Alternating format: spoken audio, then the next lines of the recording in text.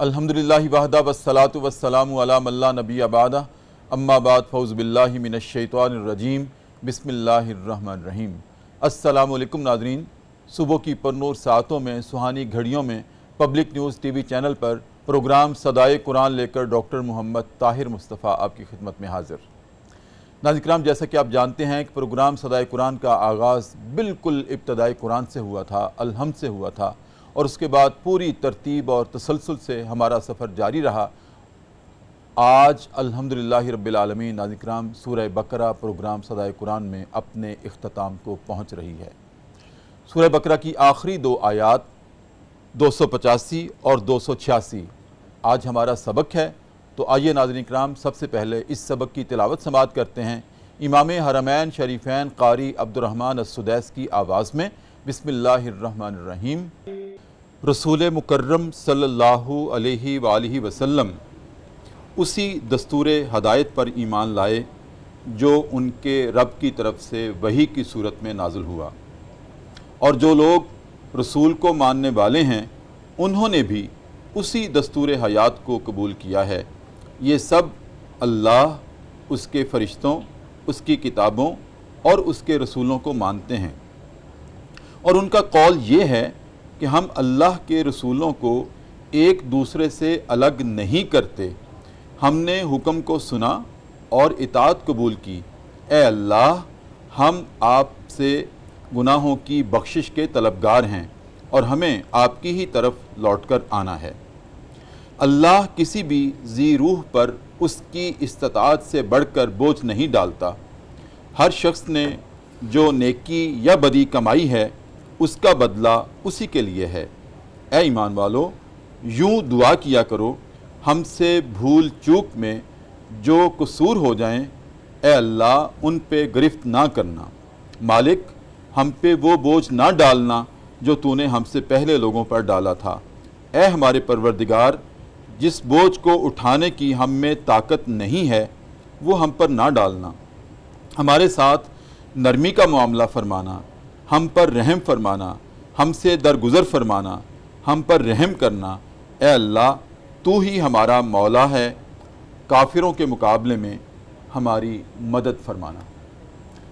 ناظرین کرام، جیسے کہ میں نے پروگرام کے آغاز پہ عرض کیا تھا کہ کروڑوں مرتبہ اللہ رب العزت کا شکر ادا کرتے ہوئے نہایت ہی عجز و انکساری کے ساتھ میں عرض کر رہا ہوں کہ صدائے قرآن کا آغاز ہم نے ناظرین کرام 29 مئی 2023 کو public news T V channel پر کیا تھا، اور آج الحمدللہ 4 مہینے 19 دن میں ناظرین کرام 139 پروگراموں میں سورہ بقرہ کا اختتام ہو رہا ہے پروگرام صدائے قرآن میں۔ ماشاءاللہ۔ اور خوش آئند بات یہ ہے، سعادت والی بات یہ ہے، فضیلت والی بات یہ ہے، انفرادیت والی بات یہ ہے، اعزاز والی بات یہ ہے، سعادت والی بات یہ ہے ناظرین کرام ہم سب کے لیے کہ جب سے پروگرام کا آغاز ہوا ہے، میں روزانہ عرض کیا کرتا ہوں کہ شاید بلکہ یقیناً یہ پوری دنیا میں، ٹیلی ویژن کی دنیا میں یہ پہلا پروگرام ہے جس میں قرآن کریم کو پوری ترتیب اور تسلسل کے ساتھ ناظرین کرام سبکن ہم اس سے سیکھ رہے ہیں، صدائے قرآن بلند کر رہے ہیں، اور آپ اس پر لبیک کہہ رہے ہیں۔ یہ پوری دنیا میں اس لحاظ سے انفرادیت کا حامل پروگرام ہے۔ ناظرین کرام، یہ سعادت ہے میرے لیے کہ اللہ رب العزت نے مجھے اس پروگرام کی میزبانی کا شرف بخشا ہے، اور میں نے اپنی کم فہمی اور اپنی کم علمی کا اعتراف کرتے ہوئے یہ اس پروگرام کو باقاعدہ سبکن جب شروع کیا تو میں نے بھی اس سے بہت کچھ سیکھا ہے، مجھے بھی مطالعے کا بہت موقع ملا ہے۔ اللہ رب العزت مجھے بھی اس پر عمل کرنے کی توفیق عطا کرے اور آپ کو بھی اس کی سعادتوں سے نوازے۔ ناظرین کرام، یہ سورہ بقرہ جس کا اختتام آج پروگرام صدائے قرآن میں ہو رہا ہے، یہ قرآن کریم کی سب سے طویل سورہ ہے، اور اس صورت میں اللہ رب العزت نے ناظرین کرام زندگی کے ہر پہلو کے اوپر اپنے احکامات بیان کیے ہیں۔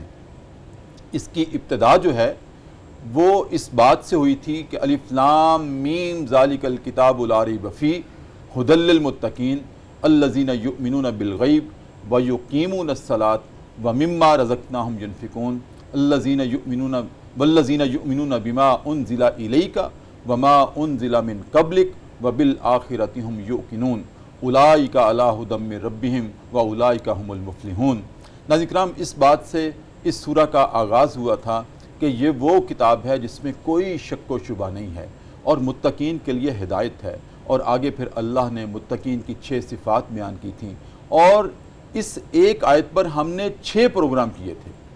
ناظرین کرام، ہمارا فارمیٹ یہ رہا ہے کہ ہم نے اس پورے پروگرام میں کلام اللہ سے کوئی آیت کوئی لفظ مس نہیں کیا تھا، اور اسی ترتیب کے ساتھ آج سورہ بقرہ اپنے اختتام کو پہنچ رہی ہے، جس میں کہ ناظرین کرام ایمانیات کی بات بھی ہوئی، جس میں عبادات کی بات بھی ہوئی، جس میں اللہ رب العزت نے ہمارے اخلاقیات کو سنوارنا کیسے ہے اس کو بھی موضوع بنایا۔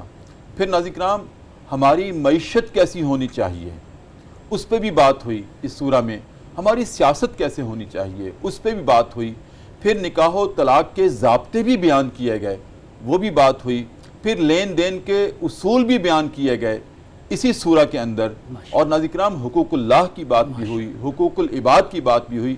غرض زندگی کا شاید ہی کوئی ایسا پہلو ہو کہ اللہ رب العزت نے اس طویل سورہ میں جس کے بارے میں اپنے احکامات نازل نہ کیے ہوں، اور الحمدللہ ہم نے اس کو صدائے قرآن بنا کر آپ کے سامنے رکھا اور آپ نے اس کو لبیک کہا۔ اللہ ہمیں، مجھے بھی، آپ کو بھی دارین کی سعادتیں نصیب کرے، اور میں بھی دعا کرتا ہوں کہ اللہ رب العزت اس چینل کو دن دگنی رات چگنی ترقی عطا کرے، اللہ اس چینل کے اوپر اپنی رحمتیں نازل کرے اور خاص سعادتیں نصیب کرے۔ میاں مشتاق صاحب جو کہ چیئرمین ہیں اس چینل کے، ان کے لیے بھی صدقہ جاریہ بنائے۔ جناب احمد ساہی صاحب جو کہ CEO ہیں اس چینل کے، اللہ تعالیٰ ان کو بھی جوانی کی عمر میں جو ذوق عطا کیا ہے اور قرآن سے وارفتگی عطا کی ہے میاں مشتاق صاحب کو اور ساہی صاحب کو، اور اس پروگرام کے ڈائریکٹر جناب نعمان سعید کو، اللہ تعالیٰ ان کو بھی اپنی ڈھیروں برکتیں اور رحمتیں عطا کرے، اور اس پروگرام کے پروڈیوسر جناب میاں عثمان صاحب، ناظرین کرام میرے دست و بازو ہیں وہ، اللہ تعالیٰ ان کو بھی ڈھیروں خوشیاں نصیب کرے اور ان کی عمر میں برکت عطا کرے۔ اور میں ناظرین کرام آپ سے بھی دعا کرتا ہوں، آپ سے بھی استدعا کرتا ہوں کہ میرے لیے بھی دعا کریں کہ اللہ رب العزت مجھے بھی اتنی مہلت ضرور دے دے زندگی کی، صحت کے ساتھ دے دے کہ جس طرح آج سورہ بقرہ کا اختتام ہوا ہے، اور ایک دن آئے کہ ہم والناس تک پہنچیں اور پورے قرآن کریم کے ختم کا ہم جشن منائے اسی پروگرام میں۔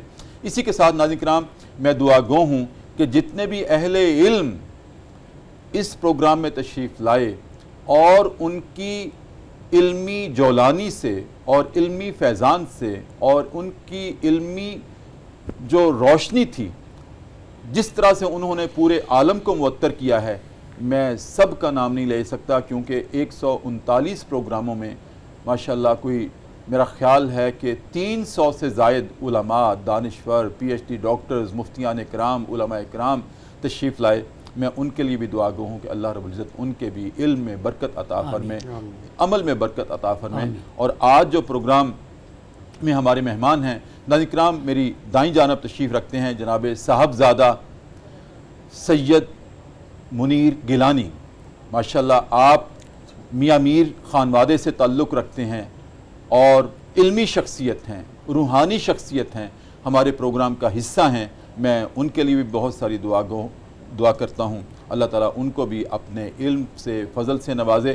اور میری بائیں جانب جناب ڈاکٹر مفتی امداد اللہ محمود فرید، جن کو میں اپنے اس پروگرام کا مفتی کہہ چکا ہوں، مفتی صدائے قرآن ہیں، ماشاءاللہ عالم دین بھی ہیں، حافظ القرآن بھی ہیں، قاری القرآن بھی ہیں، اور ماشاءاللہ خوب گفتگو کرتے ہیں، پوری سند کے ساتھ گفتگو کرتے ہیں۔ اللہ رب العزت ان پر بھی کروڑوں رحمتیں نازل کرے۔ ناظرین کرام اس طرح جتنے بھی مہمان آئے اور جتنے آئیں گے، سب کے لیے اللہ رب العزت کی بارگاہ میں خواستگار ہوں دعا کا کہ سب پہ اپنی خصوصی رحمت فرمائے، کرم فرمائے۔ اور میرے اس وقت کیمرے کے پیچھے شاہد صاحب ہیں اور کمیل ہیں، اور ناظرین کرام رانا عابد ہوتے ہیں، محمود ہوتے ہیں کیمرے کے پیچھے، سب کے لیے میں دعا کرتا ہوں۔ اوپر آڈیو میں طاہر ہوتے ہیں، اس وقت حمزہ بیٹھے ہوئے ہیں، میں ان کے لیے بھی دعا گو ہوں، کوئی رہ نہ جائے۔ اور یا اللہ سب کے لیے جو ہماری یہ فیملی ہے صدائے قرآن کی، اس کو اپنی بارگاہ میں قبول و منظور فرما۔ آمین۔ ناظرین کرام، پروگرام کا آغاز کرتے ہیں۔ آج جیسے کہ میں نے آپ سے عرض کیا ہے کہ میری دائیں جانب جناب شاہ صاحب تشریف رکھتے ہیں۔ شاہ صاحب، ایک تو یقیناً آپ کو بھی آج بہت خوشی ہوگی بے شک کہ ہمارے پروگرام میں سورہ بقرہ کا اختتام ہوا ہے، اور اللہ رب العزت نے یہ ہمیں سعادت عطا کی ہے۔ اور اسی طرح آپ کے ساتھ میری زندگی کی خواہش ہے کہ والناس تک پہنچیں۔ انشاءاللہ۔ کیا اس وقت آپ کے جذبات ہیں؟ اعوذ باللہ من الشیطان الرجیم، بسم اللہ الرحمن الرحیم۔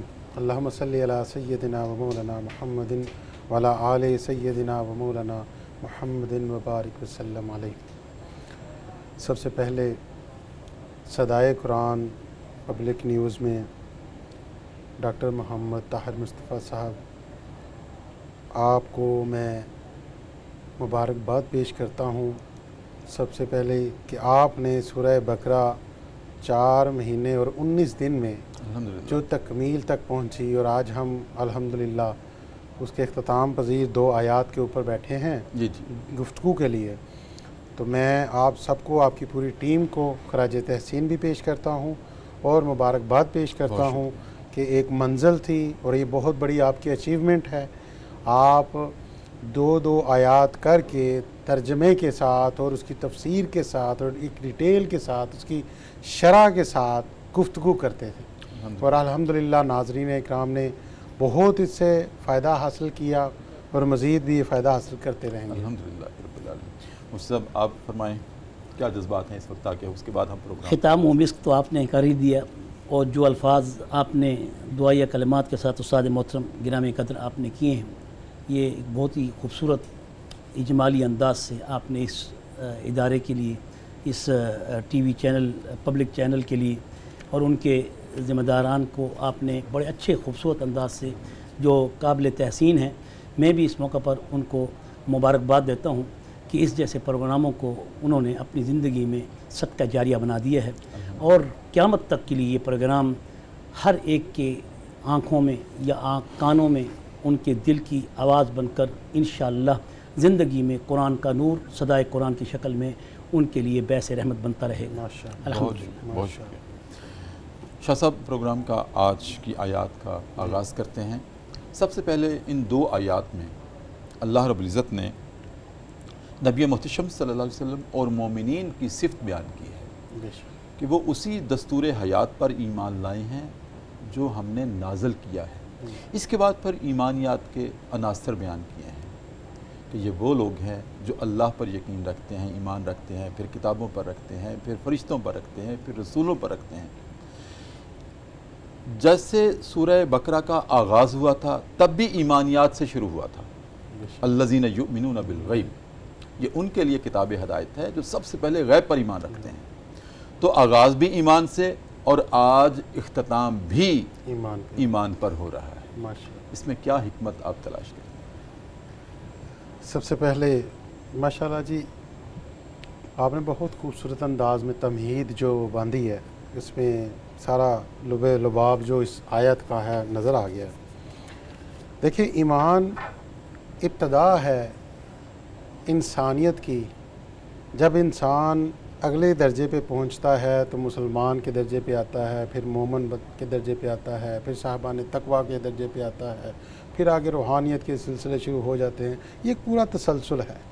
اللہ رب العزت نے آغاز اس آیت کے مطابق ایمان کی بات کی ہے کہ نبی مکرم صلی اللہ علیہ وسلم اور مومن جو ان پر کتاب نازل ہوئی جو اللہ کی طرف سے، اس پر ایمان رکھتے ہیں، اس کو مانتے ہیں، اس کو تسلیم کرتے ہیں۔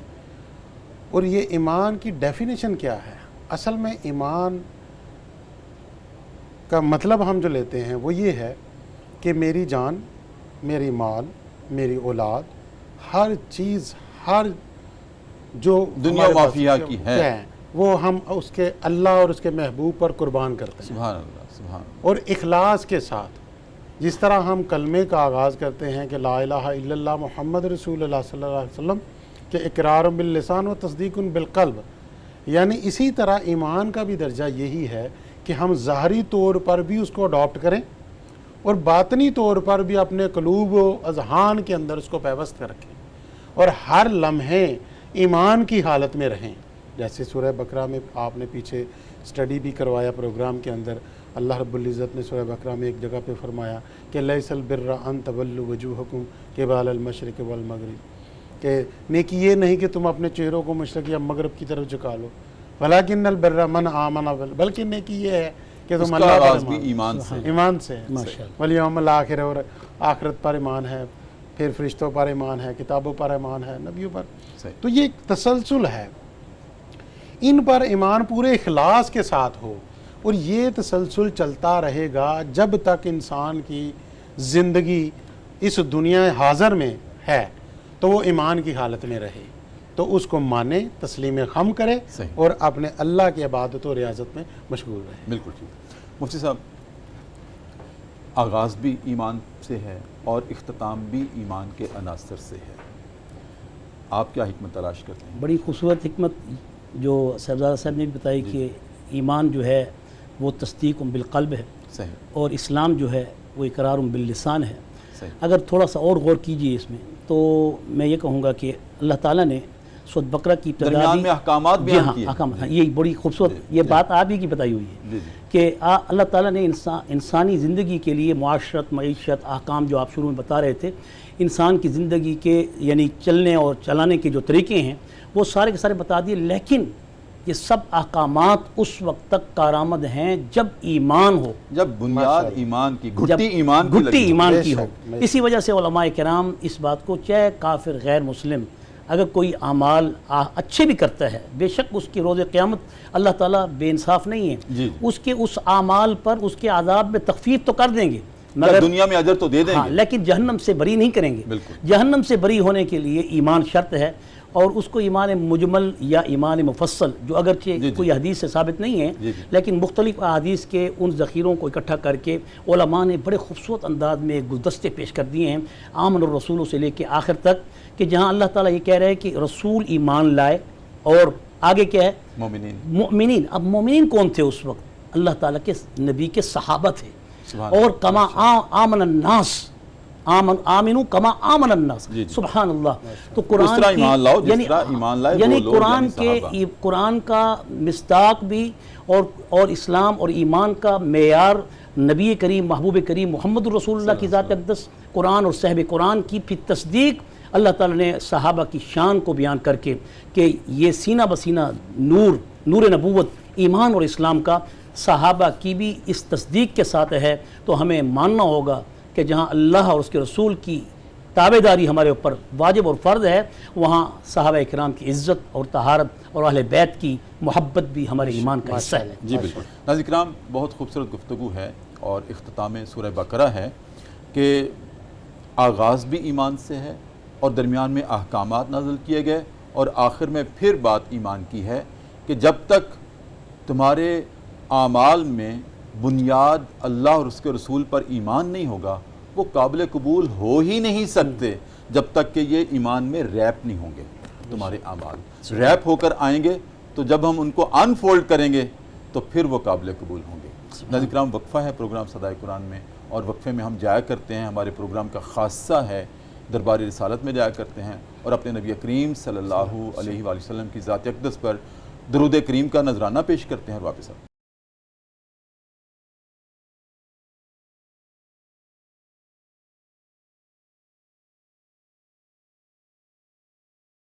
वक्फे के बाद नाज़रीन किराम दोबारा आपकी खिदमत में हाजिर हैं। सुबह की पर नूर से आते हैं, पब्लिक न्यूज़ टीवी चैनल है, हमारा प्रोग्राम है सदाए कुरान, जो कि बिल्कुल इब्तदाई कुरान से शुरू हुआ था, और आज नाज़रीन किराम अल्हम्दुलिल्लाह रब्बिल आलमीन इसमें सूरह बकरा का इख्तिताम हो रहा है। शाह साहब, आज के सबक में अल्लाह रब्बुल इज़्ज़त ने यह भी इरशाद फरमाया है, ला युकल्लिफुल्लाहु नफ्सन इल्ला वुस्अहा, कि अल्लाह किसी भी जी रूह के ऊपर उसकी इस्ताअत से ज़्यादा बोझ नहीं डालता। ये एक बहुत बड़ा पैगाम है। हमें कोई मुसीबत आती है, कोई बीमारी आती है, हम कलपते हैं, तड़पते हैं, لیکن رجوع اللہ نہیں کرتے. جس کی طرف سے بیماری آئی ہے کسی آزمائش کی وجہ سے, ہمارے صبر کے امتحان کی وجہ سے, ہم اگر اس کی طرف رجوع کر لیں تو اس نے تو فیصلہ کر رکھا ہے, وعدہ کر رکھا ہے کہ میں کسی پر اس کی استطاعت سے زیادہ بوجھ نہیں ڈالتا. تو کیوں گھبراتے ہو, کیوں میری رحمت سے نا امید ہوتے ہو؟ آپ کیا ارشاد فرمائیں گے اس کے تناظر؟ ماشاءاللہ جی. لا یکلف اللہ نفسا الا وسعها. جی. یہ بہت خوبصورت بات ہے. اللہ رب العزت نے کلیئر ایک سمجھ لے کہ وضاحت کر دی ہے کہ اللہ رب العالمین جو ہے نا وہ اپنے بندے کے اوپر اس کی استطاعت سے زیادہ بوجھ نہیں ڈالتا. صحیح. یہ تو کنفرم بات ہو گئی. اب یہاں پہ اگر ہم پہلے شرعی طور پر, ظاہری طور پر اگر دیکھیں تو دیکھیں, میں چھوٹی سی ایک مثال دوں گا کہ جیسے زکوٰۃ ہے. اب زکوٰۃ صاحب نصاب پر فرض کی ہے. جو غریب ہے وہ صاحب نصاب میں نہیں آتا. صحیح. وہ اس سے بچ جاتا ہے. اسی طرح حج ہے تو صاحب استطاعت ہوگا تو حج ہے. وَلِلَّهِ عَلَى النَّاسِ حِجُّ الْبَيْتِ مَنِ اسْتَطَاعَ إِلَيْهِ سَبِيلًا. سبحان اللہ. کیا بات ہے. تو یہ اللہ رب العزت نے بڑا مطلب ریلیکسیشن دی ہے بندے کو کہ وہ صاحب استطاعت ہے تو حج کر لے, اگر صاحب نصاب ہے تو زکوٰۃ دے دے, اگر معذور ہے تو جہاد نہ کرے, اگر معذور ہے تو نماز پڑھ رہا ہے تو اس کے اندر جو قیام کرنا ہے وہ بھی اس کو چھوٹ ہے, بیٹھ کے پڑھ سکتا ہے. صحیح. یعنی اسلام ظاہری طور پر اگر دیکھا جائے تو اسلام کتنا آسان ہے. جی. بہت آسان ہے. جی. اب اسی طرح ہم باطن میں چلے جائیں, روحانیت میں دیکھیں یا معاشرے کو بھی ہم ڈسکس کر لیتے ہیں, تو اس کے اندر جب بندے کے اوپر پرابلمز آتی ہیں, مسائل پیدا ہو جاتے ہیں, بندہ ڈسہارڈ ہو جاتا ہے معاشرے میں کیا ہو رہا ہے, وہ مشکل وقت کو برداشت کر لینا جو ہے نا, اس کو اس یقین پر برداشت کرنا چاہیے, اس یقین پر صبر کرنا چاہیے کہ اللہ رب العزت نے اعلان کیا ہوا ہے کہ میرے اندر جو طاقت برداشت کی ہے اس سے زیادہ میرے اوپر مشکل نہیں آئے گی. یہ بالکل. اس سے صبر مضبوط ہوتا ہے, اس سے یقین مضبوط ہوتا ہے, اس سے توکل مضبوط ہوتا ہے, اس سے امید جو ہے وہ مضبوط ہو جاتی ہے. بالکل ٹھیک. ڈاکٹر صاحب مجھے یاد آ رہا ہے صاحب کی گفتگو سے کہ جب نبی کریم صلی اللہ علیہ وسلم اور یار غار اور مزار واہ سیدنا ابوبکر صدیق رضی اللہ تعالیٰ عنہ جب ہجرت کے سفر میں غار ثور میں پہنچے تھے تو حضرت ابوبکر صدیق پریشان تھے. جی. اس پریشانی اور تسلی, اس پریشانی پر جو اللہ رب العزت نے تسلی اور تشفی نازل کی, اس کے کیا خوبصورت الفاظ ہیں. سبحان اللہ. کہ اے میرے حبیب ان سے کہیے لا تحزن ان اللہ معنا. صحیح. گھبراتے کیوں ہیں, پریشان نہ ہوں, جی. میں ان کے ساتھ ہوں نا. صحیح. تو میرا ایمان اور یقین یہاں تک ہے کہ جب اپنا بھی دل پریشان ہو, جب کوئی مصیبت اور پریشانی لاحق ہو, کوئی بیماری لاحق ہو, تو پھر اپنے دل کو مخاطب کر کے انسان جب کہے نا لا تحزن ان اللہ معنا, کہ اے میرے دل پریشان کیوں ہوتے ہو, گھبراتے کیوں ہو, اللہ ہمارے ساتھ ہے. ماشاءاللہ. اس یقین کے تو اللہ نے جب یہ بھی کہہ دیا کہ میں کسی کی استطاعت سے بڑھ کر اس پر بوجھ نہیں ڈالتا, تو ہمارا پورا کامل یقین ہونا چاہیے صحیح کہ اللہ رب العزت ہمیں تنہا نہیں چھوڑے گا. نہیں چھوڑے گا.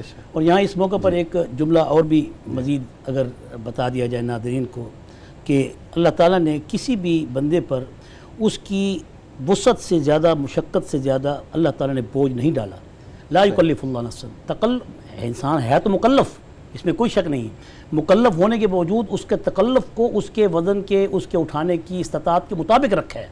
اگر ایک مزدوری کرنے والا شخص ہے, صبح سے لے کے شام تک وہ مزدوری کرتا ہے, گرمی کی دھوپ کے اندر کھڑا ہے, تو اللہ تعالیٰ نے اس کے اوپر اجر دیا ہے اس کو. ایک شخص گرمی کے روزے رکھ رہا ہے اور ایک شخص گرمی کے روزے اے سی میں بیٹھ کے آرام سے سو کے پورے کر رہا ہے, اور ایک شخص وہ دھوپ, چلچلاتی دھوپ میں گرمی کے اندر اینٹیں اٹھا رہا ہے. تو کیا اللہ تعالیٰ اس تکلف میں ان کے ثواب کو بھی برابر رکھے گا؟ نہیں. اس میں یہ بات بڑی اہم ہے ان لوگوں کے لیے. اس لیے حضور نبی کریم صلی اللہ علیہ وسلم کی حدیث ہے کہ طوبیٰ للغرباء, غرباء کے لیے بشارت ہے کہ وہ جب ایک اینٹ اٹھاتے ہیں تو ان کو 2 نفل کا ثواب ملتا ہے. سبحان اللہ. اور ان لوگوں کے لیے جو کہ عمراء ہیں, آرام سے, سکون سے, ان کے اوپر اللہ کا فضل ہے. جب اللہ کا فضل ہے تو وہ بھی محروم نہیں, ان کو کیا دنیاوی بات، زندگی میں کیا بھی خیر بات، کیا اور بات۔ آخرت کے لیے بھی خیر، جی۔ اور جن کی اوپر مشقت ہے ان کے لیے اللہ تعالیٰ نے دگنا ان کو اجر دے کر ان کو حساب کو برابر رکھا ہے۔ برابر رکھا ہے، جی۔ اس کو دنیا میں کچھ دے کے برابر کر دیا، ان کو آخرت میں اتنا دے دیں گے کہ ان کے اعمال، اگر وہ رات کو تہجد نہیں پڑھ سکتے، اگر وہ صرف 5 وقت کی جماعت کی نماز پڑھتے ہیں اور فرض روزے رکھ کے پھر اپنے بچوں کے رزق کے لیے نکلتے ہیں، تو اللہ تعالیٰ کا وعدہ ہے، اور ایسی عورت کے لیے بھی جو گھر کے کام کاج کرنے والی ہے، اب وہ نہ نمازیں زیادہ پڑھ سکتی ہے، اس کے اوپر تو ویسے بھی بہت سی نمازیں معاف ہوتی ہیں، اب اللہ کے پاک پیغمبر نے کیا کہا کہ اس کا درجہ ایسے ہے جیسے کہ شہید کا، ماشاء اگر وہ اس حالت میں فوت ہو جائے زچگی میں، شہادت کی موت ہے، اگر وہ اس حالت میں اپنے بچوں کی پرورش کرے تو اس کو تہجد کا بغیر پڑھے کے ثواب ملتا ہے۔ اسی طرح آپ صلی اللہ علیہ وسلم کی حدیث ان کے بارے میں کہ جو غرباء ہیں، مشقت کرنے والے ہیں، تکلیف اٹھانے والے ہیں، تو ان کی تکلیف کے اجر کو اللہ تعالیٰ بڑھا دیتا، تکلیف کا اجر اس اجر کو پھر اس کے لیے بڑھا اس دیتا۔ بشارت کو بھی مفتی صاحب آپ بیان کریں نا، جی۔ کہ اگر انسان پہ کوئی مصیبت آتی ہے، بیماری آتی ہے، تو اس کے بدلے اس کے گناہوں کا کفارہ ہے۔ کفارہ ہوتا ہے، بالکل کوئی شک ایک ہی نہیں۔ کانٹا بھی چبھے تو اللہ کا وعدہ ہے کہ میں سبحان وہ اللہ۔ کسی اس کے گناہ کا کفارہ، بخار ہو جو تو تکلیف- جہنم کی آگ سے اس کو چھٹکارا ہے۔ جی۔ سبحان اللہ، یہ کفارہ ہے۔ سبحان اللہ۔ ماشاء اللہ۔ کسی نے اولیاء میں سے ان کی باتیں بھی معرفت کی ہوتی ہیں، قاری طیب صاحب رحمہ اللہ بیان کر رہے تھے، اور بیان یہ کر رہے تھے کہ بیماری بھی اللہ کی نعمت ہے سبحان اللہ، اور صحت بھی اللہ کی نعمت ہے۔ ماشاء اللہ۔ تو کسی مرید نے پوچھا کہ حضرت اگر بیماری بھی اللہ کی نعمت ہے تو پھر ہم اس سے چھٹکارے کی دعا کیوں مانگتے ہیں؟ یہ تو نعمت ہے۔ ہاں صحیح۔ تو بڑے لوگوں کی بڑی باتیں ہوا کرتی ہیں، اللہ والوں کی باتیں بھی بڑی ہوا کرتی ہیں، تو انہیں جواباً ارشاد فرمایا، ہم بیماری کی نعمت سے چھٹکارے کی اس لیے دعا مانگتے ہیں کہ الہ العالمین میں کمزور ہوں، میں انسان ہوں، میں آپ کی صحت والی جو نعمت ہے اس کو تو جھیل سکتا ہوں، بیماری والی نعمت کو اپنی کمزوری کی وجہ سے جھیل نہیں سکتا، اس لیے میں اس سے نجات اس مانگتا کو اٹھا نہیں سکتا۔ ہوں، اس لیے میں اس سے نجات مانگتا ہوں۔ سبحان اللہ، ماشاء اللہ، کیا بات ہے۔ سبحان اللہ۔ تو اگر بیماری آتی ہے، اول تو اللہ استطاعت سے بڑھ کر دیتا نہیں ہے، مصیبت آتی ہے اول تو استطاعت سے بڑھ کر دیتا نہیں ہے، اگر آ جائے تو اس پہ اللہ سے پر امید رہنا چاہیے کہ ایک تو لا تحزن ان اللہ معنا، جی۔ اللہ میرے ساتھ ہے، اور دوسرا یہ ہے کہ یہ ہمارے گناہوں کا کفارہ ہوا کرتی جی۔ ہے۔ ہاں تکلیف وقتی طور پر ضرور آتی ہے، ہم انسان ہیں، سوئی چبھتی ہے تو محسوس تو ہوتی ہے، لیکن اگر حضرت علی رضی اللہ تعالیٰ عنہ شیر خدا، وہ کہتے ہیں کہ ایک غزوے میں ان کی ٹانگ پہ تیر کھب گیا، جب صحابہ نکال رہے تھے تو درد کی شدت سے کراہتے تھے کہ نہ کرو، بہت تکلیف ہے، تیر نکل نہیں رہا تھا، اور ساتھ ہی شیر خدا نے رضی اللہ تعالیٰ عنہ رضی اللہ عنہ۔ کہا کہ ٹھہرو، مجھے نماز میں کھڑے ہونے دو، ماشاء اللہ۔ جب میں نماز میں کھڑا ہوں گا تو میری ساری توجہ اللہ کی طرف ہوگی، سبحان اللہ۔ اس وقت تم نکال لینا، پھر مجھے احساس نہیں ہوگا۔ نہیں، تو اس کا مطلب کیا ہے کہ مصائب میں، بیماریوں میں، تکالیف میں جی۔ جب توجہ اللہ کی طرف ہو جائے تو ان کی شدت میں بھی تخفیف ہو جاتی ہے، جی، سبحان ان کی اللہ، شدت میں بھی تخفیف ہو ماشاء جاتی ہے۔ اللہ۔ شاہ صاحب اسی اختتام پر، سورہ بقرہ کی اختتام پر آخری جو آیت ہے وہ دعا پر مبنی ہے، جی، دعا پر مبنی ہے، اور اس دعا میں اللہ رب العزت نے یہ بھی ہمیں سکھلایا ہے کہ مانگو مجھ سے، کہ اگر یا اللہ مجھ سے کوئی بھول چوک ہو جائے، انسان ہونا، بندہ تو تیرا ہوں، اور تو میرا وہ مالک ہے کہ میری برائی کسی کے منہ سے بھی برداشت نہیں کرتا، سبحان اللہ، اتنی اللہ کو محبت ہے انسان سے کہ میری کوئی برائی کرے تو اس کو برداشت نہیں کرتا، تو اس کو غیبت کہتا ہے، اس کو سکے مردہ بھائی کا گوشت کھانے کے برابر قرار دیتا ہے۔ تو الہ العالمین مجھ سے بھول چوک ہو جائے وہ بھی معاف کر دینا، تو مالک ہے نا، میں تیرا بندہ ہوں، اس کو معاف کر دینا۔ شاہ صاحب بھول چوک کے دائرے میں کیا کیا باتیں آ سکتی ہیں جو ہم اللہ سے معافی مانگ لیں اس کی؟ جی، اس میں میں تھوڑا سا وضاحت کروں گا کہ میں تفسیر در منصور پڑھ رہا تھا، اچھا، تو جلال الدین سیوطی رحمۃ اللہ علیہ نے اس میں ایک بیان کیا ہو کہ امام طبرانی، امام بہقی اور کافی ائمہ کے انہوں نے ریفرنس دیے ہوئے ہیں کہ روایت بڑی اتھینٹک روایت ہے کہ نبی پاک صلی اللہ علیہ وسلم نے فرمایا کہ خطا، نسیان اور جو مجبوری کا عمل کیا جاتا ہے یا کروایا جاتا ہے، مجبوری میں جو عمل ہوتا ہے، امت کے لیے یہ معاف کر دیے گئے ہیں۔ یہ ایک بہت بڑی میں خوشخبری سمجھتا ہے، ہوں کہ بشارت ہے۔ خوشخبری ہے، بشارت ہے سبحان ان کے لیے جو لوگ ششوپن کا شکار ہیں، تذبذب کا شکار ہیں کہ ہم سے خطائیں ہو رہی ہیں، جی نسیان بھول چوک ہو جاتی ہے جیسے آپ فرما رہے ہیں، تو وہ اس کے لیے یہ ایک بڑی اتھینٹک روایت ہے، جس میں ایک جگہ پہ تو یہ بھی فرمایا کہ حضرت جبرائیل امین آتے ہیں اور وہ آپ سرکار دو عالم صلی اللہ علیہ وسلم کو اطلاع کرتے ہیں، انفارم کرتے ہیں کہ نسیان اور خطا جو ہے یہ معاف کر دی گئی ہے، یہ ساکت ہو گئی ہے، بھول چوک۔ بھول چوک۔ اور حدیث نبیہ میں اس کی تصدیق صاحبزادہ صاحب کی اس دلیل، اس قول کی بڑی پیاری ہے کہ رفع علی امتی الخطا والنسیان۔ نسیان بھول کو کہتے ہیں، خطا کیسے کہتے ہیں؟ اب ان کے درمیان فرق کیا ہے؟ جی جی، ہاں خطا وہ ہے مثال کے طور پہ، نسیان یہ ہے، بھول یہ ہے کہ ایک شخص روزہ رکھتا ہے، بھول کے پانی پی لیا، بھول کے پانی پی لیا، کھانا کھا لیا، معاف ہے، اللہ تعالیٰ نے فرمایا اطعمک اللہ، ہدیہ، اللہ تعالیٰ کی طرف سے اس کو سبحان اللہ۔ تحفہ ہے، ماشاء برکت ہے، اس کا روزہ نہیں ٹوٹا۔ لیکن ایک شخص ہے وہ نہا رہا ہے اور کلی کرتے ہوئے پانی اس کے اندر چلا گیا ہے، اب یہ خطا ہے، یہ نسیان نہیں ہے، بھول نہیں ہے، واہ۔ کیونکہ بھول وہ چیز ہوتی ہے جس میں اس عمل کو بھی کرتے ہوئے بھول جائے کہ میں روزے میں ہوں یا کس میں ہوں، اچھا، اور خطا وہ ہوتا ہے اس کو پتہ ہوتا ہے کہ میں کام تو کر رہا ہاں ہوں، کر رہا ہوں، لیکن اس میں غلطی ایسی لگ جاتی ہے کہ جو اس کے ارادے میں نہیں ہوتی۔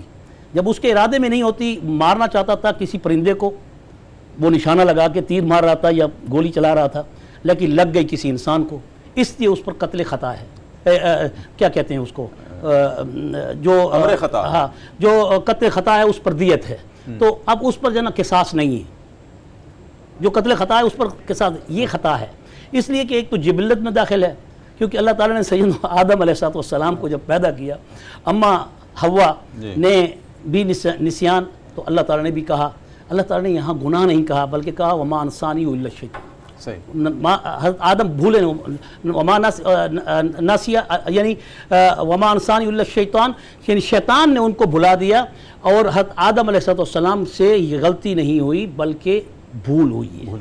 اس طرح میں نے ایک بھول چوک کے بارے میں بڑی اہم بات پوچھنی ہے، لیکن وقفے کے بعد۔ ٹھیک ہے انشاءاللہ۔ ناظرین کرام، وقفہ ہے، اور وقفے کے بعد مفتی صاحب سے ایک بڑی اہم بات میں نے پوچھنی ہے، بھول چوک میں جو آتی ہے، تو آپ بھی ساتھ ہی رہیے گا، اور وقفے میں ہم چلتے ہیں دربار رسالت میں، اور ایک مرتبہ پھر اپنے نبی کریم صلی اللہ علیہ وسلم کی ذات اقدس پر درود کریم کا نذرانہ پیش کرتے ہیں اور واپس آتے ہیں۔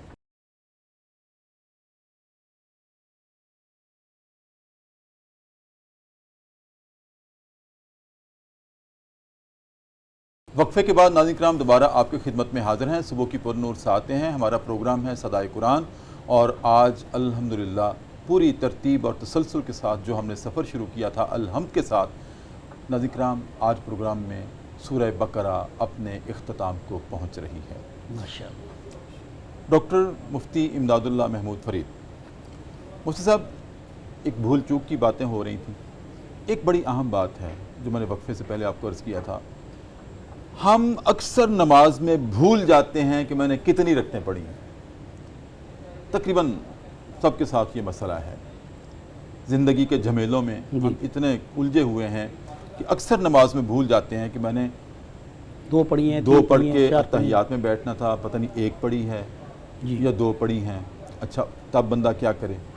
پھر یہ ہے کہ تیسری رکعت پڑھ کے گمان ہوتا ہے میں نے چار پڑھ لی یا ابھی ایک رہتی ہے یا اور پڑھنی ہے، تب بھی اس صورت میں کیا کرے؟ اچھا ایک تو ہے اس کا حل جو آپ بھی ارشاد فرمائیں گے، سجدہ سہو کر دیا جائے، لیکن اگر انسان بار بار بھولے، ہیبیچول کا لفظ اگر میں بولوں کہ وہ عادی ہو جائے بھولنے کا، تو کیا بار بار سجدہ سہو کرے؟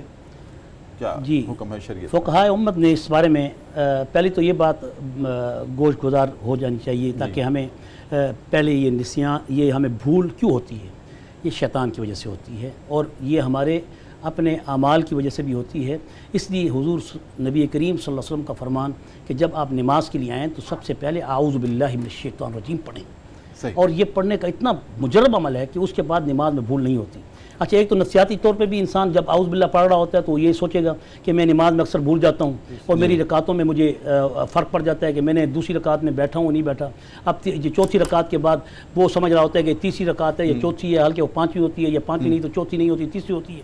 تو اس شک میں آ جاتا ہے. تو اس کا سب سے پہلا علاج تو یہ ہے کہ اعوذ باللہ من الشیطان الرجیم سے اپنی نماز کی ابتدا کرے شروع سے. رکعت کے اندر نہیں شروع میں. اگر نماز کے اندر اس کو شک ہاتھ اٹھانے سے پہلے، ہاتھ اٹھانے سے پہلے جی اعوذ باللہ من الشیطان الرجیم. ایک تو یہ حدیث ہے. دوسرا یہ ہے کہ امام سیوطی رحمۃ اللہ مجرب نسخہ آپ نے بتایا جی امام سیوطی رحمۃ اللہ علیہ فرماتے ہیں کہ اگر بار بار خیال آ رہا ہے اور آپ کو وسوسہ آ رہا ہے، جیسے ابھی وسوسے کا ذکر بھی ہو رہا تھا، تو وسوسے کی وجہ سے انسان کو بھول ہوتی ہے، کبھی گھر کا، کبھی بچوں کا، کبھی تجارت کا، کبھی کسی اور چیز کا، کبھی ڈیوٹی کا، وہ خیال بار بار آتا ہے. تو اس کا حل کیا ہے؟ تو امام سیوطی رحمۃ اللہ علیہ فرمایا نماز کے اندر ہی اپنے ہاتھ سے دل کے اوپر تھپکی دے. یہ لکھا ہے انہوں نے باقاعدہ اپنی جو مجربات سیوطی ہیں ان کے اندر اس حوالے کو انہوں نے نقل کیا ہے. اور پھر فرمایا کہ یہ شہادت کی انگلی اتنی مضبوط ہے کہ شیطان پر یہ تیر کی طرح وارد ہوتی ہے اور خنجر کی طرح وارد ہوتی ہے. اور صحیح حدیث ہے آپ صلی اللہ علیہ وسلم کی. ہمارے جو سلفی حضرات ہیں وہ نماز میں عبدو رسول کے بعد انگلی کو اٹھاتے گراتے رہتے ہیں. اور بار بار ایسے کرنا یہ صحیح نہیں ہے. آرام سے اٹھانا اور آرام سے گرانا، آرام سے اٹھانا، آرام سے گرانا، یہ رسول اللہ کی حدیث سے ثابت ہے. تو آپ نے فرمایا اس انگلی سے آپ اپنی پنڈلی کی اوپر، امام سیوطی رحمۃ اللہ علیہ یہ کہہ رہے ہیں کہ اپنی انگلی سے اپنی پنڈلی کی، بائیں پنڈلی کی اوپر زور دیں تو آپ کا وسوسہ دفع ہو جائے گا. تو ایک تو یہ بات ہو گئی. اب آ گئی بات کہ نماز میں بار بار جب وسوسہ آتا ہے تو سجدہ صاحب ایک ہی ہوگا.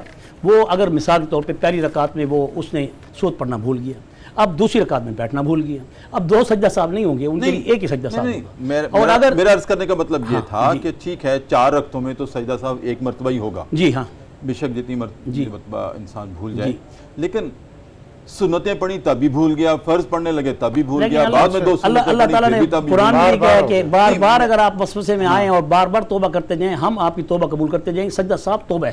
میں نے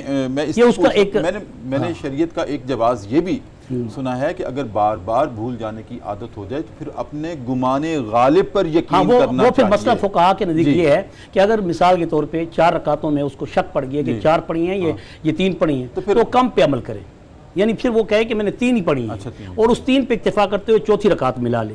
اب یہاں ایک بڑا اہم مسئلہ ہے جو اکثر لوگوں کو پیش آتا ہے اور وہ پوچھتے رہتے ہیں. اس میں یہ ہوتا ہے کہ وہ چوتھی رکعت میں بیٹھا نہیں ہوتا اور 5ویں رکعت کے لیے کھڑا ہو جاتا ہے اور 5ویں رکعت کا رکوع بھی کر لیا ہوتا ہے اس نے.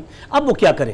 تو علماء نے کہا اب اس کو 6ٹھی رکعت ملانی چاہیے. لیکن اس میں فرق یہ ہے کہ اگر چوتھی رکعت میں بیٹھ کے اٹھا ہے تو پھر تو اس کے 4 رکعت ادا ہو گئے اور 2 رکعت اس کی نفل ہو گئی. اگر وہ چوتھی رکعت میں نہیں بیٹھا تھا اور 5ویں رکعت میں کھڑا ہو گیا تو 6ٹھی رکعت ملا کے اب اس کی 6 کی 6 رکعتیں نفل ہو جائیں گی، فرض اس کو دوبارہ پڑھنے پڑیں گے. اچھا جی، یہ مسئلہ ہے، یہ بڑا اہم مسئلہ ہے، اکثر بتایا جاتا ہے اور پوچھنے والے پوچھتے ہیں. تو یہ اس لیے میں نے صدائے قرآن سے یہ پیغام بھی ان تک پہنچ جائے کہ چوتھی رکعت میں کیونکہ قاعدہ اخیرہ ہوتا ہے اور قاعدہ اخیرہ فرض ہے اور فرض کے چھوٹنے پر اس کو سجدہ صاحب سے ادا نہیں کیا جا سکتا. سجدہ صاحب واجب کے ترک پر سجدہ صاحب ہے، فرض کے ترک پر سجدہ صاحب نہیں ہے. فرض رہ جائے تو اس کو پہلے ادا کرنا نہیں ہے. ہاں پہلے اس کو ادا کرے گا پھر وہ ادا ہوگا. جی ٹھیک، بہت شکریہ. یہ بڑا اہم مسئلہ تھا اور ہمارا روزمرہ کا مسئلہ. ہاں یہ بہت اچھا کیا. جی شاہ صاحب، بالکل آخری لمحات ہیں، سورہ بقرہ کا بھی اختتام ہے اور ہمارے پروگرام کا بھی اختتام ہے. اسی دعا میں اللہ رب العزت نے ہمیں یہ بھی سکھلایا ہے کہ مجھ سے یہ بھی دعا مانگا کرو کہ یا اللہ جو بوجھ آپ نے پہلی امتوں پہ ڈالا تھا وہ ہم پہ نہ ڈالنا. میں چاہتا ہوں اس کی وضاحت ہو جائے. بالکل جی. اب کیونکہ وقت ختم ہو رہا ہے جی تو میں آپ کی اسی توسط سے ایک بات کرنا چاہ رہا ہوں اس سے پہلے کہ یہ سورہ بقرہ کی جو 2 آیات ہیں اس کے بارے میں اللہ رب العزت نے اس کی بڑی فضیلتیں رکھی ہوئی ہیں. یعنی اس 2 آیتوں کو آمن الرسول بما انزل علیہ من ربہ والمؤمنون کل آمن باللہ وملائکاتہ وکتبہ ورسلہ لا نفرق بین احد من رسولہ قالوا سمعنا وطعنا غفرانک ربنا وإلیک المصیر. لا یکلف اللہ نفسا الا وسعها لها ما کسبت وعلیہا ما اکتسبت ربنا لا تؤاخذنا ان نسینا او اخطانا ربنا لا تحمل علینا اصرا کما حملته علی الذین من قبلنا ربنا ولا تحملنا ما لا طاقة لنا به واعف عنا واغفر لنا وارحمنا انت مولانا فانصرنا علی القوم الکافرین. یہ میں نے 2 آیات اس لیے پڑھی کہ آج میں پڑھ رہا تھا اس کو، اس کی بے شمار فضیلتیں ہیں کہ یہ 2 آیات وہ ہیں جو جنت کے خزانوں سے عطا کی گئی ہیں. خزینۃ العرش خزینۃ اور العرش معراج کا تحفہ ہے 3 تحفے اور اس کے ان میں اندر سے شفا ہے. اس کے پڑھنے سے رزق کی فراوانی ہے. اس کے اندر سے جو معمولات زندگی میں مسائل پیدا ہوتے ہیں وہ ختم ہوتے ہیں. جی بالکل. بے شمار فضائل ہیں. تو میں ناظرین اکرام سے یہ آپ کے توسط سے یہ کہنا چاہوں گا کہ اس 2 آیات کو حفظ کر کے اپنی زندگی کا معمول بنا لینا چاہیے. ہر نماز میں دعا میں پڑھیں, چلتے پھرتے پڑھیں. یہ تو بہت بڑا تحفہ جی ہے. بالکل. اور اس میں آپ جو سوال جو آخری جو الفاظ آخری ہیں الفاظ وہ ہیں کہ یا اللہ مجھ پہ ربنا لا تحمل علینا اصرا کما حملته علی الذین من قبلنا. اصرا کی سواد کو لوگ سین پڑ جاتے ہیں جس کے معنی بدل جاتے ہیں. جی جی. اس لیے اس کو ذرا اچھے طریقے سے سنیں لوگ کہ اصرا سواد کو پر کر کے پڑھنا چاہیے. تو یہاں پر پچھلی قوموں پر جو اللہ تعالیٰ کی طرف سے احکامات تھے بڑے سخت تھے. اگر ان کا کپڑا ناپاک ہو جاتا تھا کپڑے کو کاٹنا پڑتا تھا. اگر ان کے اوپر زکوٰۃ ہوتی تھی تو وہ زکوٰۃ 2.5% نہیں تھی بلکہ وہ 40 حصے زکوٰۃ کے 100 میں سے نکالتے تھے. یعنی 4000 روپیہ ہے نا, تو ان میں 1000 روپیہ اللہ تعالیٰ کی راہ میں زکوٰۃ نکالنی ہوتی تھی. اگر مرتد ہو جاتا تو اس کے بعد ایمان لانے کے لیے ان کی توبہ صرف اور صرف قتل تھی, جبکہ اسلام میں اگر کوئی مرتد ہو جائے تو توبہ کر لے تو اس کی توبہ قبول ہو جاتی ہے. 30 سیکنڈ آپ کے پاس ہے مفتی صاحب. ایک میں چاہتا ہوں کہ کیونکہ آج سورہ بقرہ کا اختتام ہے, جو آخری الفاظ ہیں نا فانصرنا علی القوم الکافرین. سبحان اللہ. یا اللہ مجھے قوم کافرین پر فتح نصیب کر, فتح نصیب فرما. غلبہ نصیب کرنا. تو کافرین سے یہاں کیا مراد ہے؟ کافرین سے یہاں وہ ساری قومیں جو ناشکری ہیں یا پھر انکار کرنے والی ہیں. صرف غیر مسلم اس سے مراد نہیں بلکہ ہر وہ نافرمان جو اللہ تعالیٰ کے حکم کی عدولی کر رہا ہے یا اللہ تعالیٰ کے احکامات کو انکار کرتا ہے. اور انکار صرف زبان سے نہیں, اپنے عمل سے بھی. یہ سب سے بڑی اہم بات ہے کہ اپنے عمل سے بھی وہ اَرَأَيْتَ الَّذِي يُكَذِّبُ بِالدِّينِ فَذَلِكَ الَّذِي يَدُعُّ الْيَتِيمَ. آپ نے ایسے شخص کو دیکھا جو روزے جزا کو جھٹلاتا ہے, انکار کرتا ہے, اور صرف وہ زبان سے نہیں کرتا, یتیم کو دھکے دیتا ہے. تو اس میں صرف کافرین مراد نہیں ہے بلکہ اس سے ہر انکار اور ہر کفر اس سے مراد ہے. بہت شکریہ مفتی صاحب. ماشاءاللہ. شاہ صاحب آپ کی آمد کا بہت شکریہ. اور میرے لیے باعث راحت بات یہ ہے کہ سورہ بقرہ کے اختتام میں آپ دونوں اصحاب میرے ساتھ. بہت شکریہ. شکریہ. ناظرین کرام, اب وقت ہوا ہے پروگرام صدائے قرآن میں ذکر صاحب قرآن کا. تو اسی تناظر میں بس نبی کریم صلی اللہ علیہ وسلم کی ایک چھوٹی سی حدیث بیان کر کے پروگرام کو ختم کرتا ہوں. ابن عباس رضی اللہ تعالیٰ عنہ سے روایت ہے کہ نبی کریم صلی اللہ علیہ وسلم نے فرمایا, یہ جو سورہ بقرہ کی آخری 2 آیتیں ہیں, جیسے کہ صاحبزاد صاحب بھی اور مفتی صاحب بھی فرما رہے تھے کہ یہ جنت کے خزانوں میں سے ہیں. یہ نبی کریم کا اپنا ارشاد ہے اور اسی طرح سے ہمیں یاد کرنا چاہیے جس طرح کے فراوانی کے ساتھ صاحبزاد صاحب نے آپ کے سامنے ان 2 آیات کی تلاوت کی ہے. اور ناظرین کرام, نبی کریم صلی اللہ علیہ وسلم کی حدیث ہے کہ جو رات کو سونے سے پہلے اس طرح جس طرح کے صاحبزاد صاحب نے ان 2 آیات کو زبانی حفظ کر رکھا ہے, ہم بھی حفظ کر لیں اور سونے سے پہلے اگر ہم ان 2 آیات کی تلاوت کر لیں تو یہ تہجد کا نعم البدل ہے. سبحان اللہ. نبی کریم صلی اللہ علیہ وسلم کے ارشاد عالیہ کے مطابق تہجد کا نعم البدل ہے. اس سے زیادہ ناظرین کرام اور کیا ہمارے لیے باعث افتخار بات ہو سکتی ہے کہ تہجد کا نعم البدل ہے. اور کون بدقسمت ہوگا جو یہ جاننے کے بعد سننے کے بعد بھی اپنی تہجد کو مس کر دیں اس انداز کے ساتھ. اور نبی کریم صلی اللہ علیہ وسلم نے یہ بھی ارشاد فرمایا ہے کہ یہ جو سورہ بقرہ کی آخری 2 آیتیں ہیں یہ اس خزانے میں سے مجھے عطا کی گئی ہیں جو بالکل عرش کے نیچے. ناظرین کرام, یہ تحفے صدائے قرآن کے اور یہ تحفے فرامین رسول کے آپ کے سامنے رکھتے ہوئے آج کے پروگرام کو ختم کرتا ہوں. اپنے میزبان ڈاکٹر محمد طاہر مصطفیٰ کو اجازت دیجیے. انشاءاللہ اگلے پروگرام میں سورہ آل عمران سے ہم ابتدا کریں گے. تب تک کے لیے اجازت. اپنا بہت خیال رکھیے. اللہ حافظ.